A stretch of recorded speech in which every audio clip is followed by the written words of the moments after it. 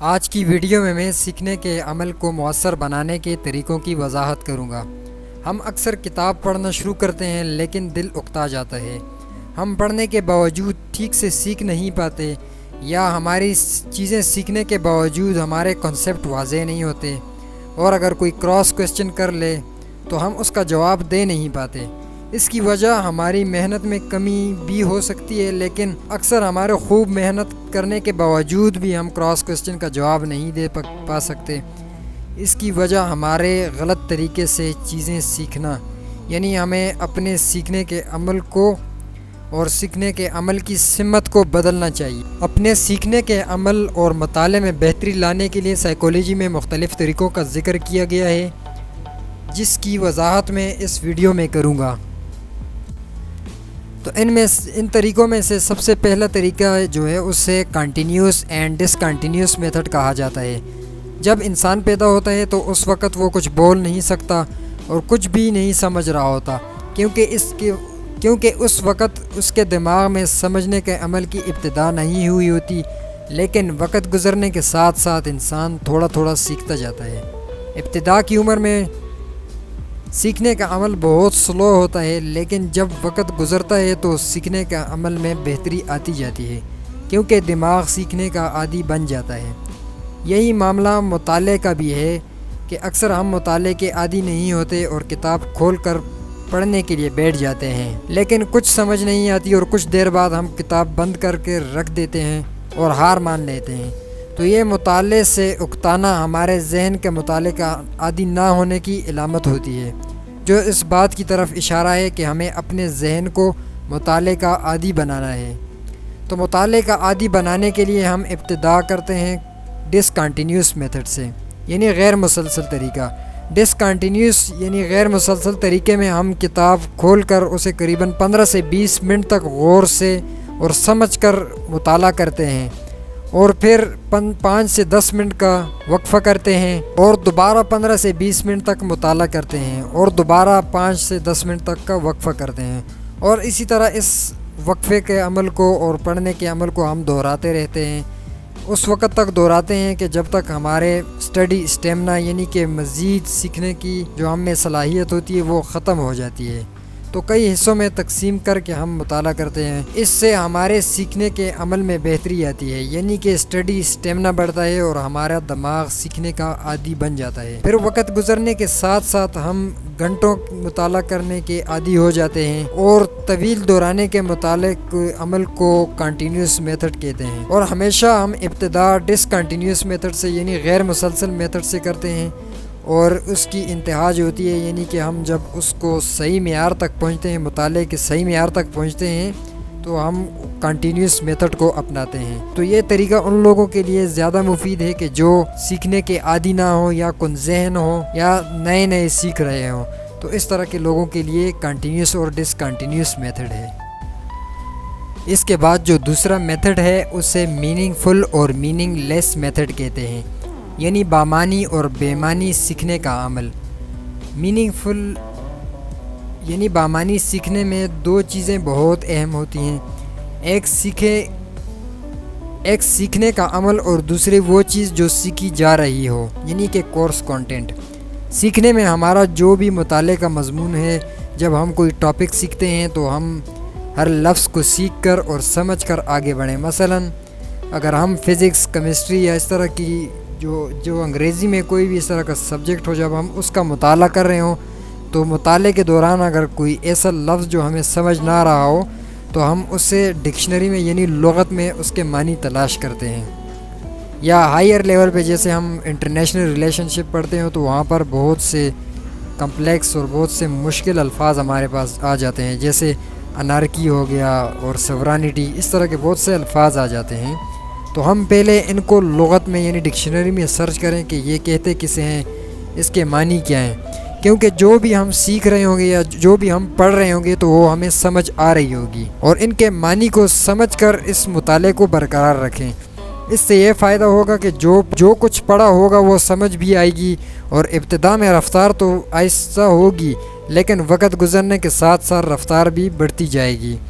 دوسری چیز جو ہے وہ ٹاپک ہے، یعنی کنٹینٹ۔ ہمارے پاس جو نصاب ہے، جو ہمارے پاس پڑھنے کے جو مواد ہے وہ کس طرح کے ہے، وہ کس نوعیت کا ہے، وہ کس نیچر کا ہے، جو چیز ہم سیکھ رہے ہیں اس کا کوئی فائدہ بھی ہے کہ نہیں ہے، اس سے بھی کچھ حاصل ہو رہا ہے کہ نہیں ہو رہا۔ اگر ہم اپنے ٹاپک سے کچھ سیکھ رہے ہیں تو اسے میننگ فل میتھڈ کہتے ہیں، اور اگر ہم فرضی داستانیں سن رہے ہیں یا کوئی ایسا مواد جس کی کوئی حقیقت سے تعلق نہ ہو اور اس سے ہمیں کوئی فائدہ نہ ہو رہا ہو تو اسے میننگ لیس میتھڈ کہتے ہیں۔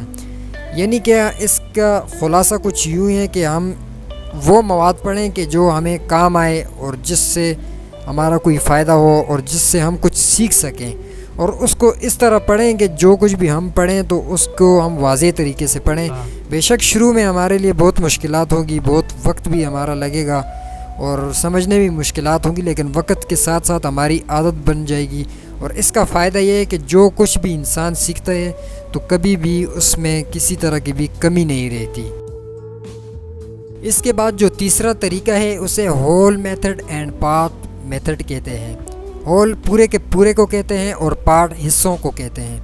اکثر ہم مطالعہ کرتے ہیں تو ٹاپک بہت لمبا ہوتا ہے جسے ایک بار سمجھنا آسان نہیں ہوتا، تو اس کیس میں ہم تھوڑا تھوڑا سمجھ کر سیکھتے ہیں، اور جہاں سے چھوڑا ہو تو وہاں اگلے دن اس کو آگے کنٹینیو کر دیتے ہیں۔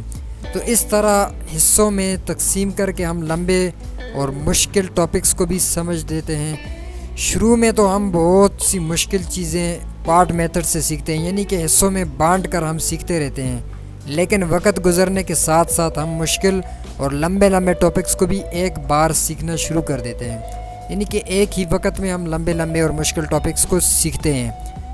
تو اس میتھڈ کو ہم ہول میتھڈ کہتے ہیں، جس میں ہم پورا کا پورا ٹاپک سیکھتے ہیں۔ تو ڈسکنٹینیو میتھڈ کی طرح پارٹ میتھڈ بھی ابتدا میں بہت مشکل سا لگتا ہے اور اس میں بہت ٹائم لگتا ہے، لیکن یہ ان لوگوں کے لیے بہت زیادہ مفید ہے جو لوگ مطالعے کے عادی نہ ہوں اور جو لوگ کن ذہن ہوں۔ اس کے بعد جو چوتھا طریقہ ہے اسے نالج آف ریزلٹ کہتے ہیں۔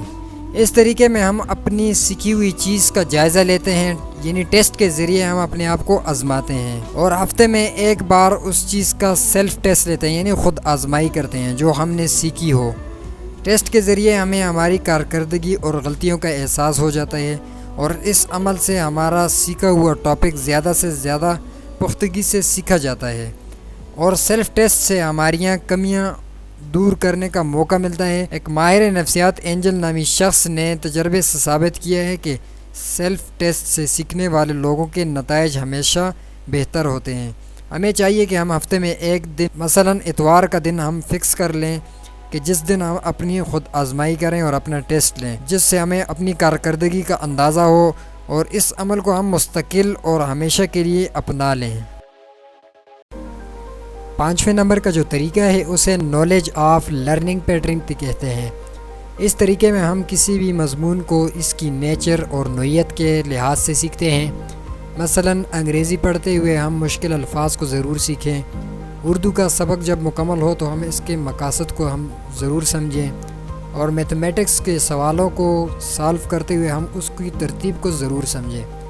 یا اگر ہائر لیول پہ ہم بات کریں تو IR جیسے ہم پڑھتے ہیں تو ہم اس کی تھیوریز کے آپس میں کمپیریزن اور کنٹراسٹ کو سمجھیں، یعنی کہ اس میں یکساں کیا چیزیں ہیں اور مخالف چیزیں کیا ہیں، اور ہمیں پتہ ہو کہ ہم جو سیکھ رہے ہیں اس سے ہمیں کیا فائدہ حاصل ہوگا اور ہم اسے پریکٹیکلی یا کسی فیلڈ میں کس طرح اپلائی کر سکتے ہیں۔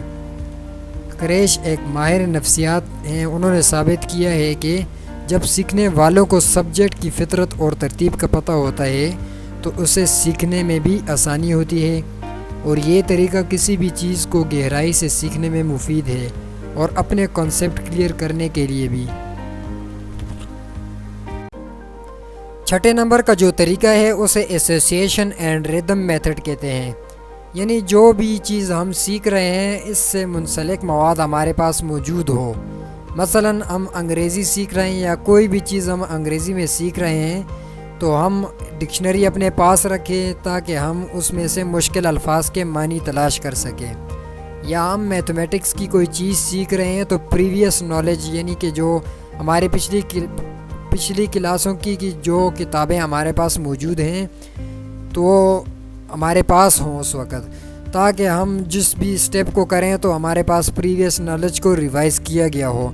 جیسے مثلا ہم یونین آف سیٹس کر رہے ہیں تو ہمیں نیچرل نمبر کا پتہ ہو, ہول نمبر کا پتہ ہو اور آڈ نمبر کا پتہ ہو.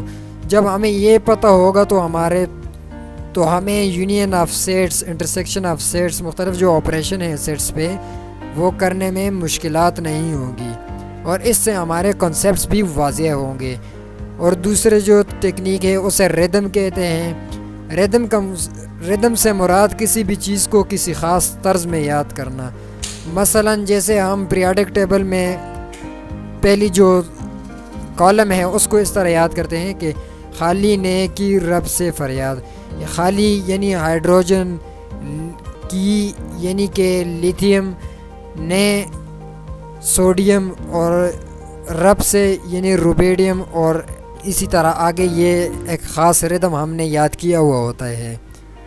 اور اسی طرح مثلا ہم اگر ہائر لیول پہ دیکھیں تو جب ہم انٹرنیشنل ریلیشن شپ میں جنگوں کی وجوہات کو دیکھتے ہیں تو اس کو ہم مین کی ردم میں یاد کرتے ہیں, یعنی MAN.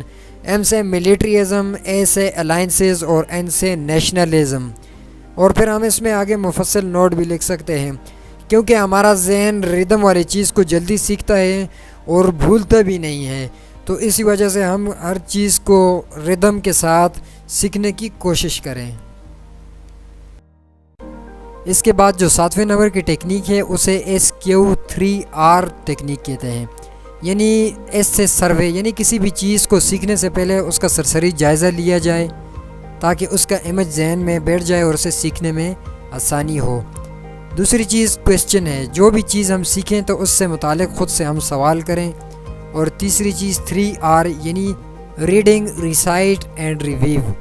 ریڈنگ کا مطلب یہ ہے کہ ہم اسے پڑھیں, ریسائٹ کا مطلب یہ ہے کہ ہم اسے بار بار دہرائیں, اور ریویو کا مطلب یہ ہے کہ ہم اس کا جائزہ لیں کہ ہم نے سیکھا کیا ہے. اس کے بعد جو 8ویں نمبر کی ٹیکنیک ہے اسے ریوائز ٹیکنیک کہتے ہیں. یعنی کسی بھی چیز کو سیکھنے کے بعد ہمیں اسے مستقل طور پر دہرانے کی عادت بنانی چاہیے تاکہ ہماری میموری میں مزید بیٹھتا جائے اور بھولے نہ, کیونکہ ہم کسی بھی چیز سے جب طویل عرصے تک دور رہتے ہیں تو وہ ہم سے بھول جاتی ہے. جو 9ویں نمبر کے طریقہ ہے اسے, اس عمل میں ہم کسی بھی چیز کو بہت گہرائی سے سیکھتے ہیں اور اس میں ہماری انرجی اور بہت وقت لگتا ہے, لیکن ہم جو بھی چیز سیکھتے ہیں اس کے کنسیپٹ ہمیں بہت واضح ہوتے ہیں. مثلا ہم کوئی سلیبس سیکھ رہے ہیں یا کوئی سبجیکٹ سیکھ رہے ہیں تو اس کی ہر چیز کو ہر اینگل سے ہم پورے کے پورے سلیبس کو ہم سیکھیں تو اسے اوور لرننگ کہتے ہیں, اور یہ ہمیں بہت گہرائی سے کنسیپٹ سمجھنے میں آسانی دیتا ہے. یہ 9 بہت بنیادی ٹیکنیکس تھی جس سے ہم اپنے وے آف لرننگ یعنی کہ میتھڈ, اپنے سیکھنے کے عمل کو زیادہ سے زیادہ بہتر بنا سکتے ہیں. تو ان تمام ٹیکنیکس کو اپنی عادت بنانے کے لیے ہمیں کم سے کم ان پہ 40 دن لگاتار اور ایک بہاؤ کے ساتھ ہمیں اس پہ پریکٹس کرنی چاہیے تاکہ ہمارا دماغ اس کا عادی ہو جائے, اور اس سے ہماری لرننگ کیپیبلٹیز وقت کے ساتھ ساتھ بڑھتی جائے گی. آپ کو ان تمام ٹیکنیکس میں سب سے مؤثر ٹیکنیک کون سی لگی, اپنی اس رائے کا اظہار کمنٹ سیکشن میں ضرور کیجیے گا. تو اب کے لیے اللہ حافظ.